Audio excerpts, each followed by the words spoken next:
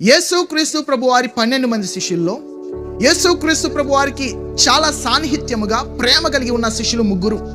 అందులో యోహాను గారు ప్రథమమైన వాడు. ఎందుకు యోహాను గారు యేసు ప్రభువారిచే ఎక్కువ ప్రేమించబడ్డారు అంటే, యోహాను గారిలో ఒక క్వాలిటీ ఉంది, ఒక గుణం ఉన్నది. అదేంటి అనగా, యోహాను గారు చేసే ప్రతి పనిని యేసు ప్రభువారి దగ్గర విచారించేవాడు, ఆరా తీసేవాడు. దేవా, ఇది సరి అయినదా కాదా? దేవా, నేను ఇది చేయనా వద్దా అని దేవుని అడిగి నేర్చుకొని ఆ మార్గంలోనికి వెళ్ళేవారు. ఈరోజు దేవుని ప్రియ సంగమా, యోహాను గారిలో ఉన్న గుణము నీలో కనిపిస్తున్నదా? నీవు చేసే ప్రతి పనిలో దేవుని ముందు పెడుతున్నావా?